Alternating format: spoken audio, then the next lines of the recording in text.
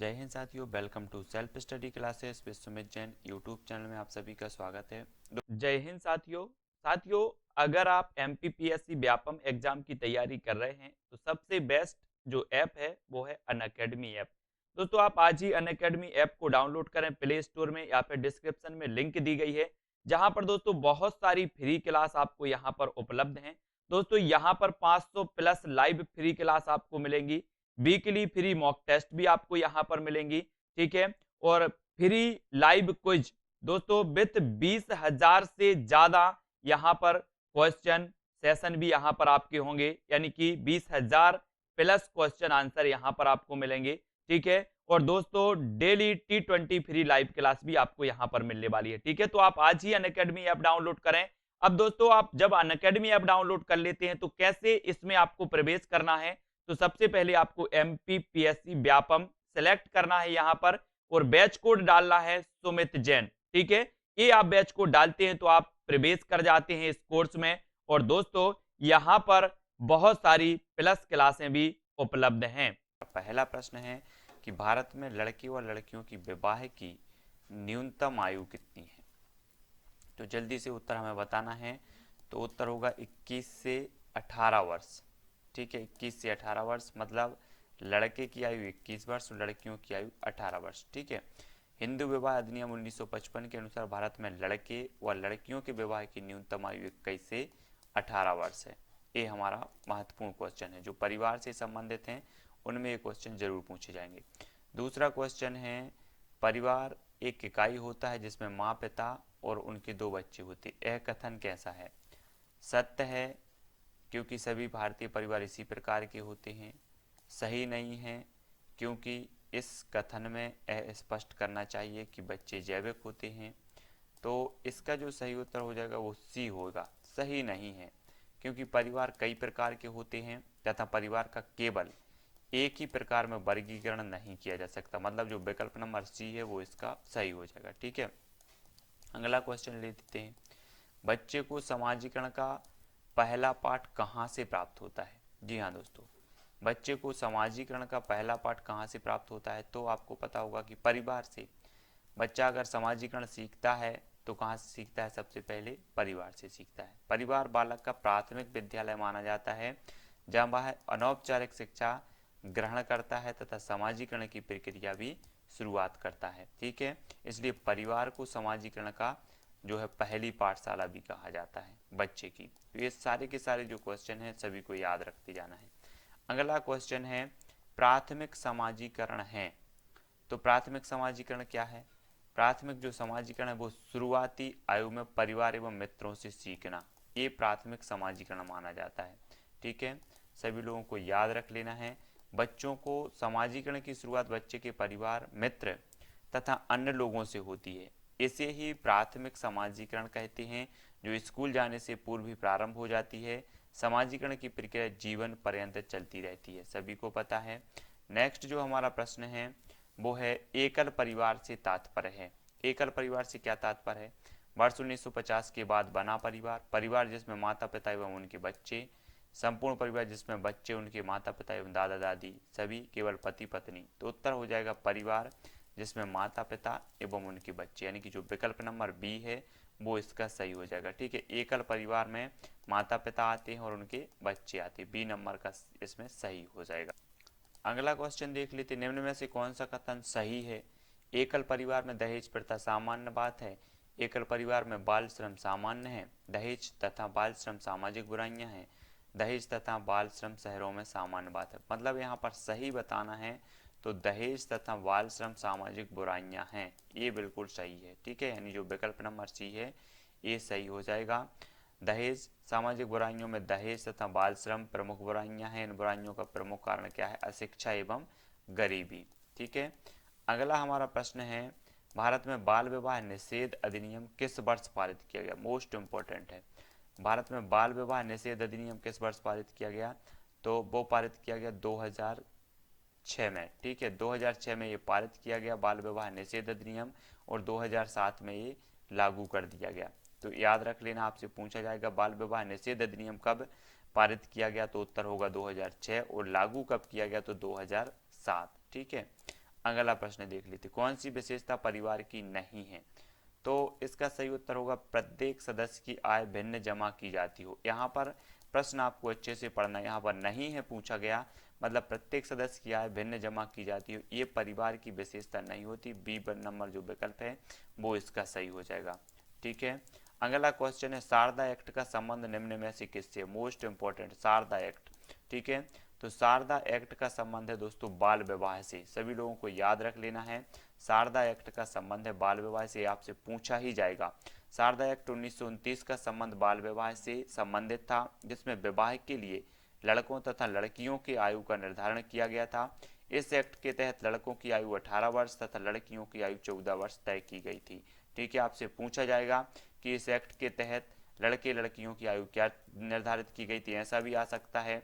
ये एक्ट जो है ये कब आया था? 1929 में, ये भी पूछा जा सकता है। और शारदा एक्ट संबंधित है तो बाल विवाह से संबंधित, ये भी पूछा जा सकता है। मतलब यहाँ 3-4 प्रकार के प्रश्न आपसे पूछे जा सकते हैं।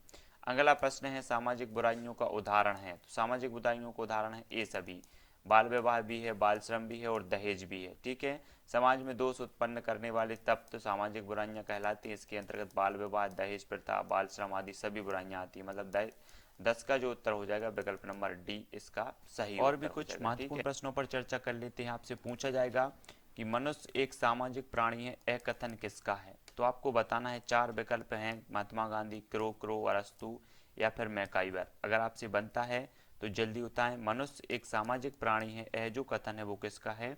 इसका सही उत्तर हो जाएगा दोस्तों अरस्तु, यानी कि जो विकल्प नंबर बी है वो इसका सही हो जाएगा। ठीक है, नेक्स्ट आपसे पूछा जाएगा किस प्रकार के परिवार में कलह की संभावना सबसे ज्यादा रहती है? तो प्रश्न क्रमांक दूसरे का उत्तर आपको बताना है। तो दूसरे का जो उत्तर होगा दोस्तों संयुक्त परिवार, यानी कि जो विकल्प नंबर डी सही हो जाएगा। संयुक्त परिवार सभी लोग जानते होंगे, जिसमें दादा दादी, ताऊ, चाचा चाची सभी लोग साथ रहते हैं, वो संयुक्त परिवार है। और इसमें कलह की जो संभावना होती है वो सर्वाधिक होती है। ठीक है, अगला हमारा प्रश्न है एकल परिवार के सदस्य अधिक आत्मनिर्भर रहते हैं, कथन सत्य है? तो कथन आंशिक रूप से सत्य है, बिल्कुल असत्य है, पूर्ण रूप से सत्य है या इनमें से कोई नहीं? तो जल्दी से बताना, एकल परिवार के सदस्य अधिक आत्मनिर्भर रहते हैं। तो तीसरे का उत्तर है पूर्ण रूप से सत्य है, यानी कि जो विकल्प नंबर सी है वो इसका सही हो जाएगा। ठीक है, सभी लोग वीडियो को लाइक जरूर करें दोस्तों, और रोज शाम को 6:30 बजे आपका बाल विकास और पर्यावरण से संबंधित लाइव क्लास होती है, उससे जुड़ें। रोज दोपहर 2:30 बजे बाल विकास की लाइव क्लास होती है, तो उससे जरूर जुड़ें। ठीक है, और पर्यावरण की टेस्ट सीरीज मैं आपको निरंतर अपलोड कर रहा हूँ, तो वो जरूर देखते रहें। परिवार की विशेषता नहीं है, अब यहाँ पर बनाना है परिवार की विशेषता नहीं है तो क्या नहीं है? विवाह एवं यौन संबंध, समाज विरोधी कार्य करना, वंश परंपरा, सार्वभौमिक संगठन। तो परिवार की विशेषता नहीं है समाज विरोधी कार्य करना, यानी कि जो विकल्प नंबर बी है वो इसका सही हो जाएगा। ए परिवार की जो है वो नहीं है, तो याद रख लेना है सभी को, है ना।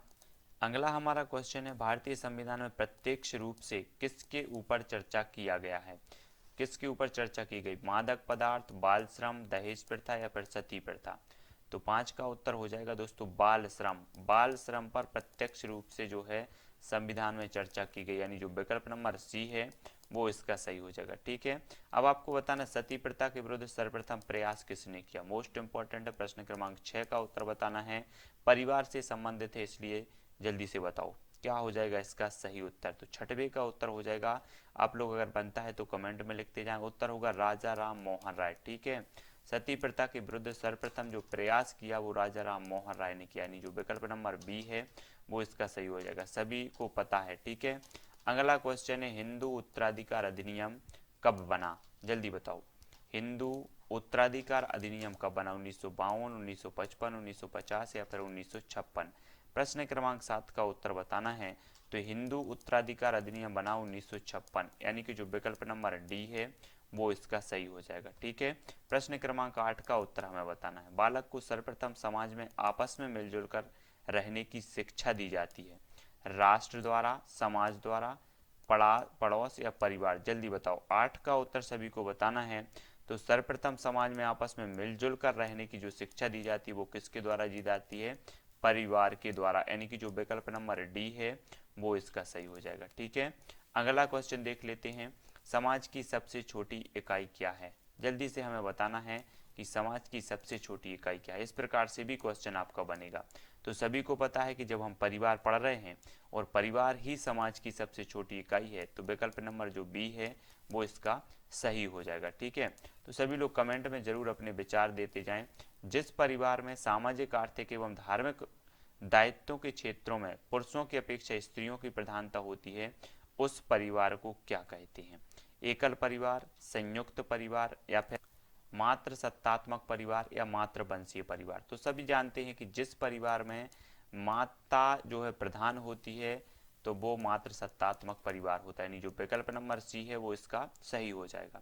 अब हमें बताना है कि ऐसे परिवार जिनमें परिवार की सत्ता किसी पुरुष सदस्य के हाथ में हो, तो उसे हम क्या कहेंगे, पुरुष सत्तात्मक परिवार, है ना, पितृ सत्तात्मक परिवार, यानी कि जो विकल्प नंबर ए है वो इसका सही हो जाएगा। ठीक है, अगला हमारा क्वेश्चन है, बेस्ट मार्क के अनुसार प्रारंभिक परिवार किस प्रकार के होते हैं। जल्दी से हमें बताना है उत्तर बताना है प्रश्न क्रमांक 12 का। उत्तर क्या हो जाएगा, जल्दी लिखो। बेस्ट मार्क के अनुसार प्रारंभिक परिवार किस प्रकार के परिवार होते हैं। तो बहुविवाह, बहुपति विवाह, बहुपत्नी विवाह, या एक विवाह। तो बेस्ट मार्क के अनुसार प्रारंभिक परिवार जो होते हैं वो एक विवाह, यानी कि जो विकल्प नंबर डी है वो इसका सही हो जाएगा। ठीक है, अगला हमारा क्वेश्चन देख लेते हैं, परिवार के सदस्यों में मतैक्य और निष्ठा का समाप्त हो जाना, संबंधों का टूट जाना, पृथकता में विकास हो जाना क्या कहलाता है। जल्दी बताओ। परिवार के सदस्यों में मतैक्य और निष्ठा का समाप्त हो जाना, संबंधों का टूट जाना, पृथकता में विकास हो जाना क्या कहलाता है। सामूहिक विघटन, पारिवारिक विघटन, व्यक्तिगत विघटन, या फिर तलाक। 13 का उत्तर सभी लोगों को बताना है। तो सभी को पता है कि अगर परिवार के सदस्यों में तक निष्ठा का समाप्त हो जाए, संबंध टूट जाए, तो पारिवारिक विघटन हो जाता है। ठीक है, बोलते ना कोई अलग हो जाते हैं, अलग रहने लगते, पारिवारिक विघटन, जिसके कारण एकाकी परिवार बनते हैं। ठीक है, संयुक्त परिवार टूट करके एकाकी परिवार का निर्माण होता है, तो इसे पारिवारिक विघटन कहा जाता है, यानी कि जो विकल्प नंबर बी है वो इसका सही होगा। परिवार की संपत्ति में परिवार के सभी सदस्य अधिकार जन्मजात होता है, ये जो नियम है वो काय का नियम है। जल्दी बताओ, उत्तर हमें बताना है, तो फटाफट बताना है जो इसका उत्तर होगा वो क्या होगा। जल्दी से कमेंट में लिखें फटाक से। उत्तर क्या हो जाएगा, परिवार की संपत्ति में परिवार के सभी सदस्य अधिकार जन्मजात होते हैं, ये मिताक्षरा का नियम है, यानी जो विकल्प नंबर 1 है वो इसका सही हो जाएगा। ठीक है, अगला क्वेश्चन देख लेते हैं, निम्न में से कौन एक संयुक्त परिवार को कायम रखने के लिए उत्तरदायी है। समाजवाद, व्यक्तिवाद, ग्रामीणवाद, या फिर नगरीवाद। 15 का उत्तर सभी लोगों को बताना है। उत्तर क्या हो जाएगा, जल्दी लिखें। संयुक्त परिवार को कायम रखने के लिए उत्तरदायी है, तो वो क्या है। 15 का उत्तर हो जाएगा ग्रामीणवाद, यानी कि जो विकल्प नंबर सी है वो इसका सही हो जाएगा। ठीक है, सभी को याद रखना है। अगला क्वेश्चन है, मनु के मतानुसार कौन सा विवाह सर्वोत्तम है। प्रश्न क्रमांक 16 का उत्तर मोस्ट इंपोर्टेंट, मनु के अनुसार कौन सा जो विवाह है वो सर्वोत्तम है। जल्दी से बताना है, पिशाच विवाह, ब्रह्म विवाह, गंधर्व विवाह, या राक्षस विवाह। आपका सही उत्तर होगा ब्रह्म विवाह। मनु के मतानुसार विवाह का जो सर्वोत्तम है वो ब्रह्म विवाह, यानी कि जो विकल्प नंबर बी है वो इसका सही हो जाएगा। ठीक है, अगला क्वेश्चन देख लेते हैं, किस अधिनियम के आधार पर हिंदू विवाह को एक सामाजिक समझौता माना जाता है। तो जल्दी से कमेंट में लिखना है, इंपॉर्टेंट है।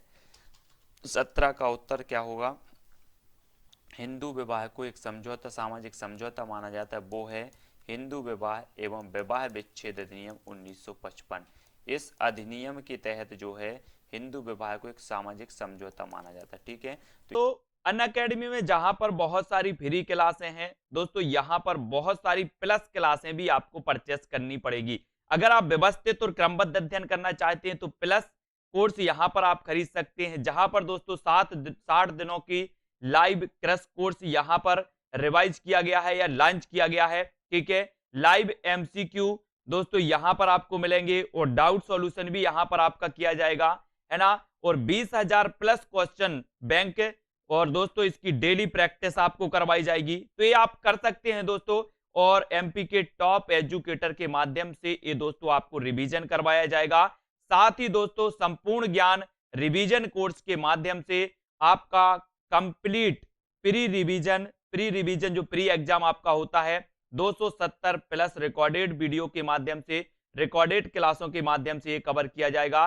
साथ ही दोस्तों आपके जितने भी डाउट होते हैं उन वो डाउट रोज लाइव क्लास के माध्यम से 2 आवर्स की रोज क्लासें होंगी जिनमें आप अपने डाउट भी क्लियर कर पाएंगे, है ना।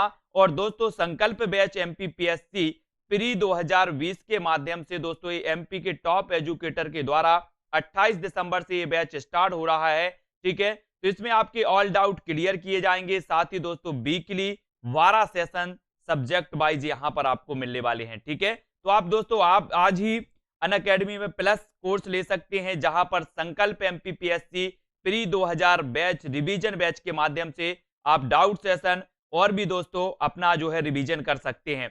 अब दोस्तों फंडा फाउंडेशन जो फाउंडेशन बैच है इसके माध्यम से आप एमपीपीएससी प्री यानी कि दोस्तों ये 10 मंथ में आप इस बैच के माध्यम से ये कंप्लीट कर सकते हैं, जिसमें दोस्तों आपको pre course complete by March तक यानी कि मार्च तक ये आप तक पूरा कंप्लीट किया जाएगा। और ये दोस्तों आप देख रहे हैं एमपी के टॉप एजुकेटर के माध्यम से ये सेशन आपके लिए तैयार किया गया है।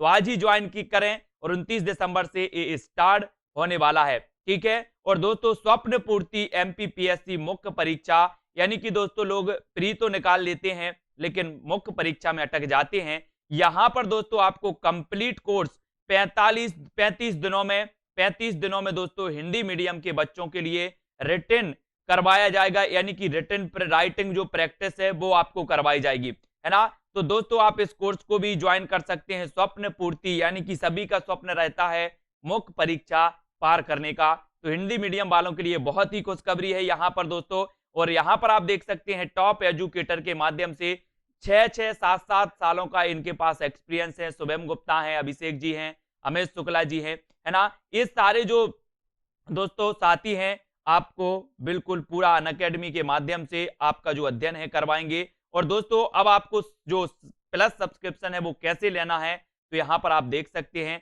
कि सबसे पहले ऐप डाउनलोड करें, एमपीपीएससी व्यापम सेलेक्ट करें, प्लस पर क्लिक करें और दोस्तों गेट सब्सक्रिप्शन पर आपको क्या करना है, क्लिक करना है। और यहां से आप क्या कर सकते हैं, यहां पर प्लस सब्सक्रिप्शन आप ले सकते हैं, ठीक है। अब दोस्तों यहां पर कोर्स की अगर बात करें तो यहां पर जो कोर्स है 1 मंथ के लिए दोस्तों ये 1440 रुपए का है, 3 मंथ के लिए 3600 रुपए, 6 मंथ के लिए 6480 रुपए का है, 12 मंथ के लिए 7920, 24 मंथ के लिए 11520 रुपए का ये दोस्तों कोर्स है, जहां पर आपको 10% का ऑफ मिलने वाला है। आपको यूज करना है दोस्तों सुमित जैन ये कोड आप यूज करते हैं तो 10% का ऑफ भी मिल जाएगा।